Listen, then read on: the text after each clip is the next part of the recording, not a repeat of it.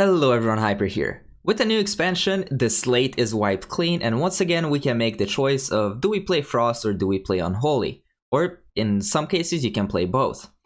In this video I will go over the pros and cons of each spec, what my overall impressions are of each one, and which one I think will be better once Uldir actually releases. I played both of these specs on the beta at max level and did raid testing and mythic dungeons, and basically every endgame content there is except for PvP. Keep in mind that this video is purely hypothetical, and things can change very quickly when I make a prediction that one spec will be better than the other if we get a tuning pass or some sort of hotfixes that severely affect one spec rather than the other one. But without further ado, let's get started. First, let's talk about the Unholy DK, because it has seen some changes from its Legion counterpart, and all of these changes I believe are for the better. Unholy DK's damage in Legion largely depended on Dark Arbiter, and if you look at the damage breakdown of an Unholy DK at the end of the fight, at the very top of the list would always be Dark Arbiter. So to move away from this, they kind of spread out the damage of the Unholy DK to all of its abilities and reduce the impact of the last tier row talent. So similar how we now see on Frost that Breath of Sindragosa is doing basically all of the damage and all of the other abilities are just kind of fillers to fuel our Breath of Sindragosa. It was the same for Unholy, and they kind of moved away from this, where now we actually take Unholy Frenzy, right? And I expected this talent to be the go-to for like cleave, AoE, and early expansion situations. Now once we get later on in the expansion, maybe we're able to stack a little bit more secondary stats, maybe we'll get some nice Azerite trade bonuses or something similar to it. We will actually move over to Dark Arbiter, or in this case Gargoyle.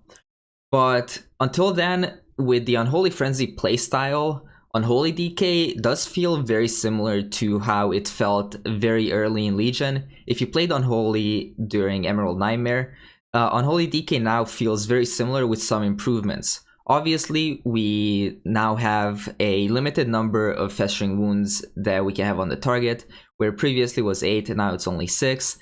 And we also don't need as many wounds on the target to be able to Apocalypse, so these are nice quality of life changes. Also, our kit overall has been improved because they added Epidemic in a different form. Right now we're able to spend runic power with Epidemic rather than having to spend runes.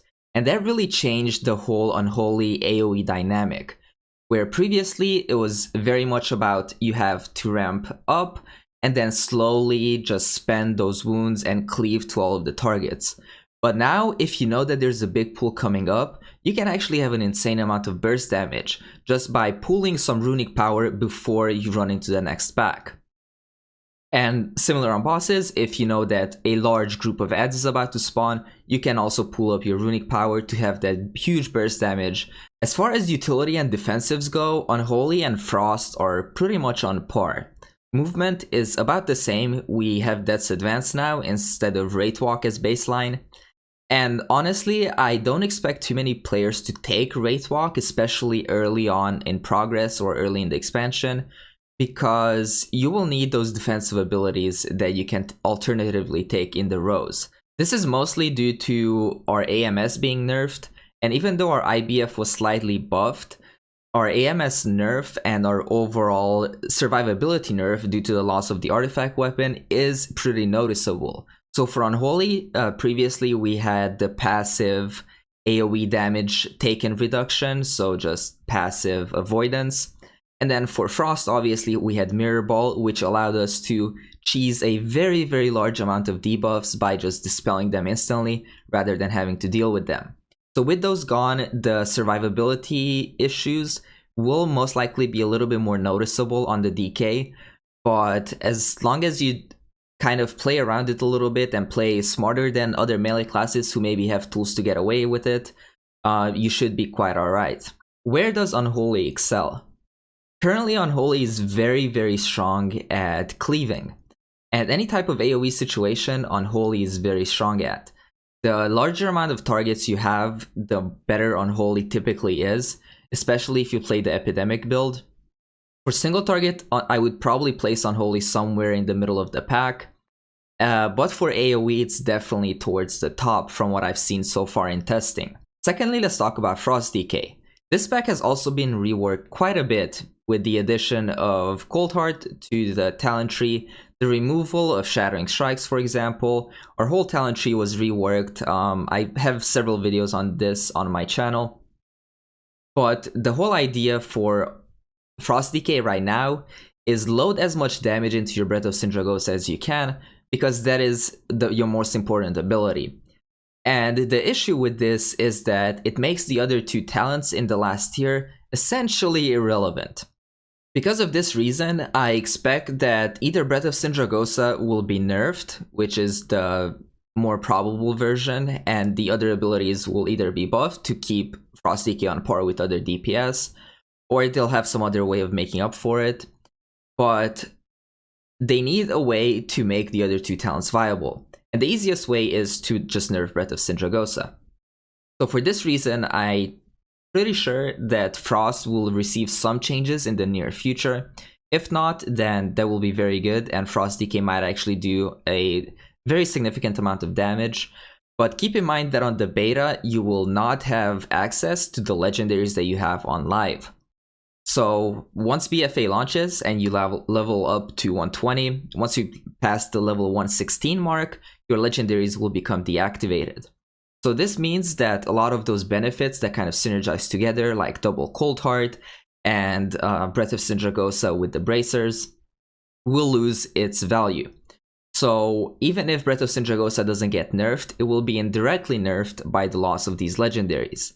If you look over on the Unholy counterpart, we don't really have any legendaries that significantly impact our gameplay, because even as Unholy, we still use the Cold Heart chest legendary. And then other than that, there's a few other options, but those are very close to each other. Like we can use Sefu's, or we can use Uvamir's, or you can use a variety of legendaries, because the damage difference between them is very small. So even once you lose those legendaries, your gameplay will not be impacted too much. Whereas for Frost, on the other hand, you will have a significant impact to your gameplay because a lot of those legendaries synergize very well together. So what does Frost Decay excel at? In my opinion, Frost Decay is a very good consistent damage spec.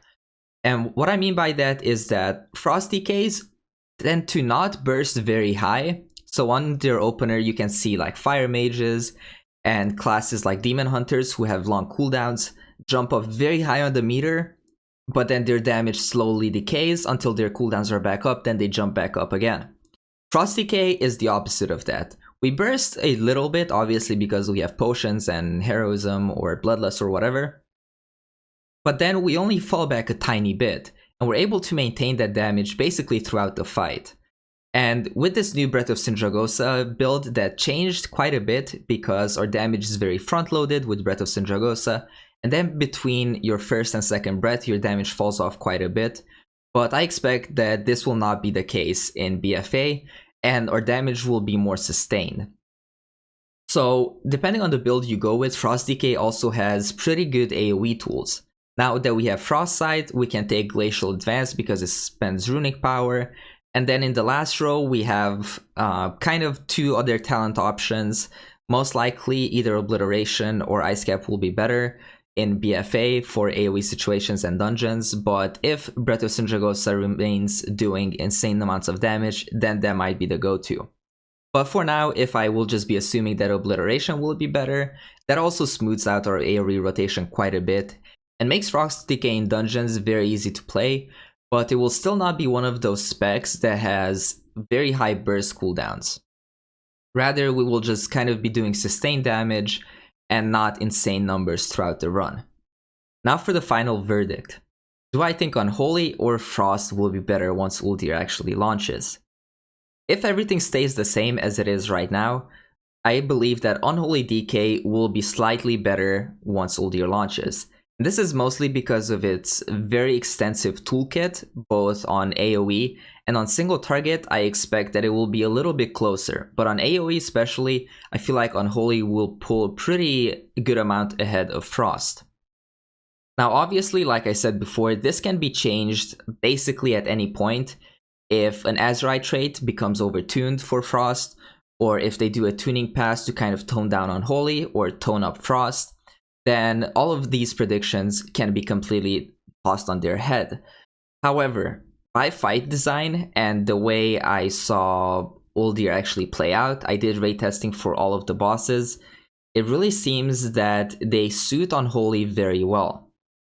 There's no bosses that really have ads that spawn only for long enough for Frost to do cleave damage, but Unholy not have enough ramp time. And especially if you play around it correctly and you play the correct builds, Unholy DK can do a very significant amount of cleave damage on bosses that have ads spawning. And then Frost as well, you have some cleave damage, obviously. As soon as ads spawn, you can Glacial Advance and get those Frost sights in. But one thing with Frost is that it loses more damage from playing an AoE build. This is on single target, of course. So if you have a single target boss where ads tend to spawn from time to time, if you play a build that allows you to do very good cleave damage to the ads, you will lose a pretty significant amount of single target damage. Whereas on Holy, you don't really have to make that sacrifice. Even if you go a pure single target build, your AoE damage will be very comparable to an AoE build. Thank you so much for watching this video. What will you be playing in BFA? Are you going to be playing Frost? Are you going to be playing Unholy? Or will you just end up picking once we actually determine for a fact which one is better for raiding? If you enjoyed the video, please hit the like button and sub to the channel. And if you'd like to support me directly, you can check out my Patreon, which is linked in the description box. Thank you so much for watching, and I'll see you on the next one.